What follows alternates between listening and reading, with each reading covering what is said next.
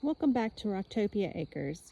It's getting evening here, but I wanted to get this little video clip done before the day is gone again. Every day seems to be flying by.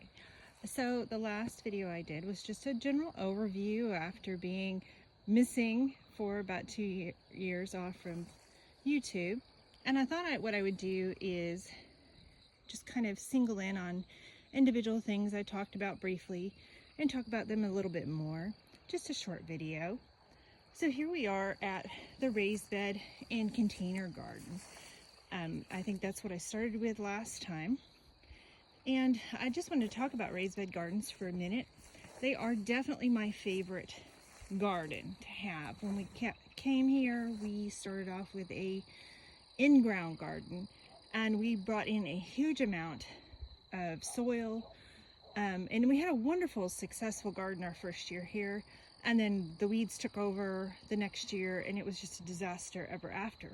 These raised beds, we've had them for a long time. They were not located where they are now, but we had them for items that we didn't want to get tilled or messed up with our regular gardening. They were items like asparagus. So they were kind of the stationary, don't mess with those. They would come back year after year, perennial type plants. And so that's where we originally started with raised beds. Why do I like raised beds? Well, first of all, I love the fact that it doesn't really matter what your ground is like. You know, you just set them on top of the ground. It's good to have some posts go into the ground to secure them a little bit.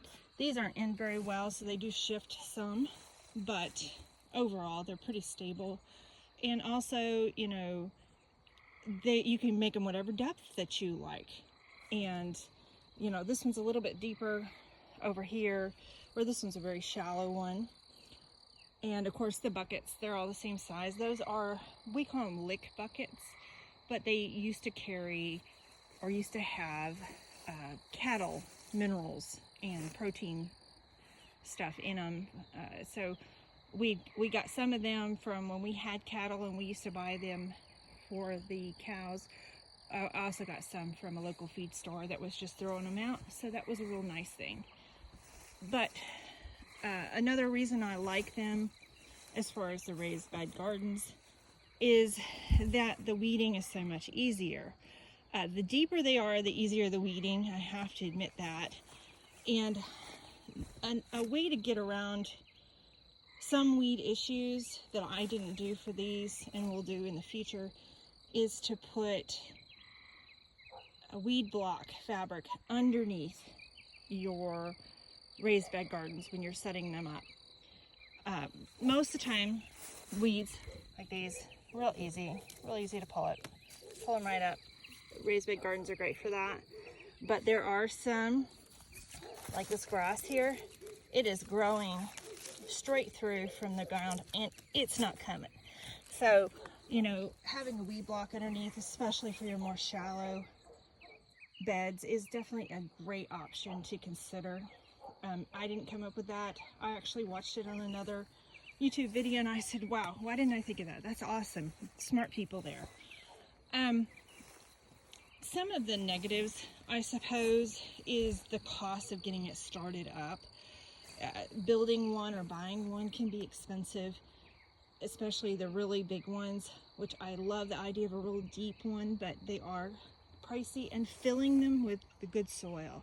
Now ours are filled with a mixture of our local soil right from our property and bagged soil, since they're not very big. And then every year I actually add bagged soil because some of it washes out the bottom, but otherwise I don't have to. It's not like a startup. You just add a little bit at a time. The shallow ones, like this one here, you can see I've been working on it. I've been taking out a lot of the cool weather stuff that had just gone to seed. Got a few other things in there that still are about to go to seed. Cool weather, these lettuce right here. I find these dark red ones actually are pretty hardy in the heat. We haven't been too hot yet, so we'll see how they do when it gets really hot. I was going to do radishes here, but you know, this is how how much I didn't like radishes.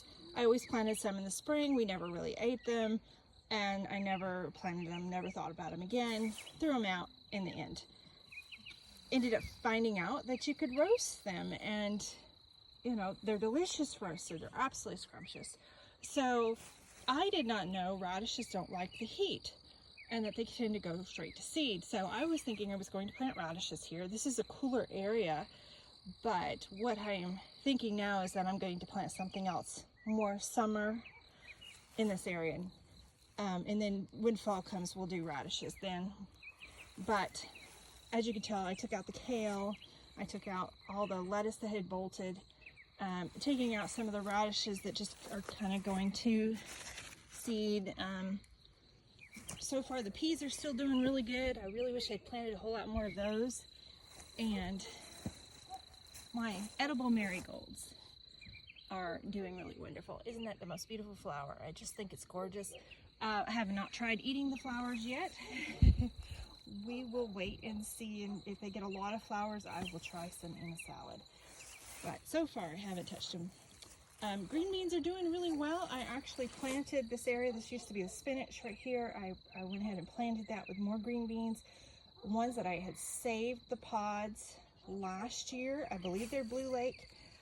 Don't know if they are good or not, but we let them go to, obviously, let them go too long and let them get to a point where they were dry, mostly on the stalk, and then I saved them and planted them this year. So we'll see how that goes. And but these are doing really well, and I've actually noticed some flowers coming up. I'm very excited. That means we'll have green beans before we know it. And these guys are the squash I mentioned before. They're actually growing really well. You probably noticed there's a white powder on them. We started having serious squash bug problems all of a sudden, really quickly, and I mean just not one or two, but tons of them, and eggs all over. And so I jumped right in and decided to nip that in the bud. Hopefully got them in time that we don't have to fight them like we did last year. I haven't seen any more.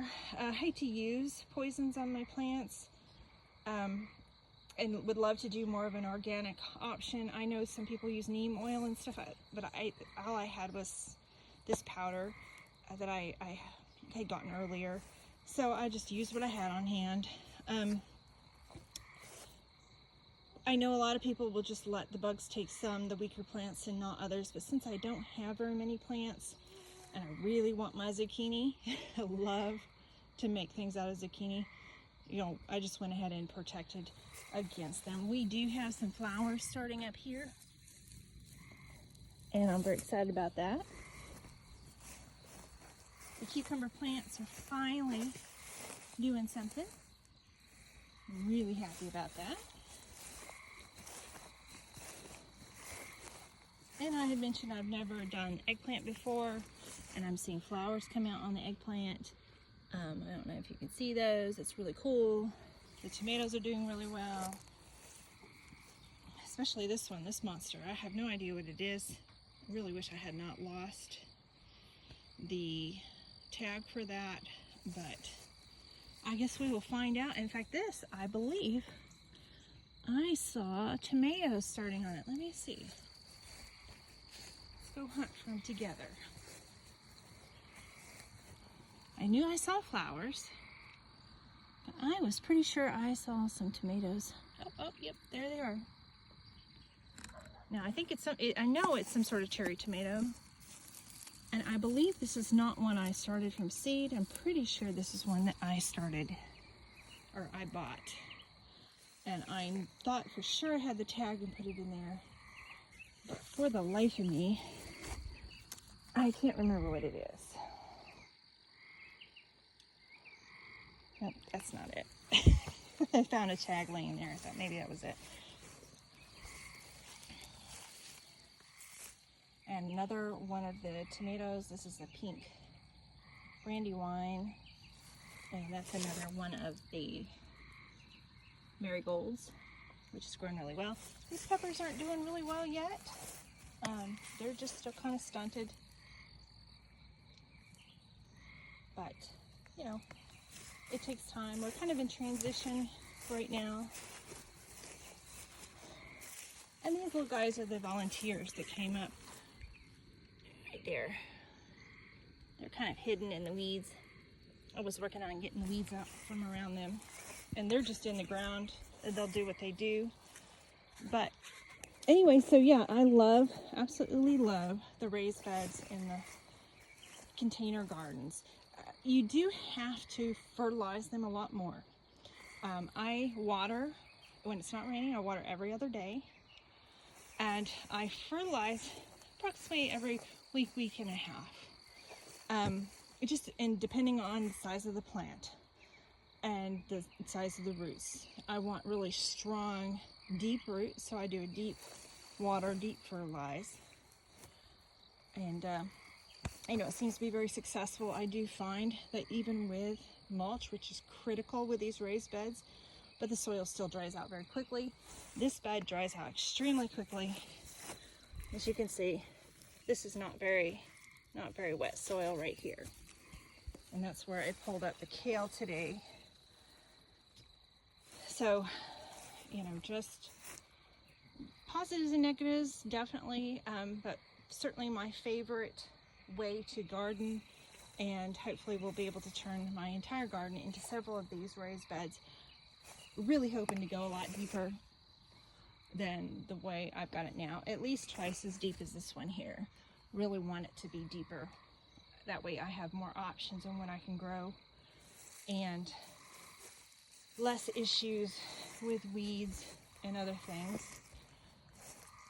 So that's pretty much it. Just kind of a general overview of how the garden's doing, and it's getting dark out here, so I better go ahead and get inside. Hope you guys are all doing great. Your garden's doing wonderful. If you are gardening, let me know what you think about raised beds. Do you like them better than in ground, or are they not your favorite thing? All right, you have a good day. Bye-bye.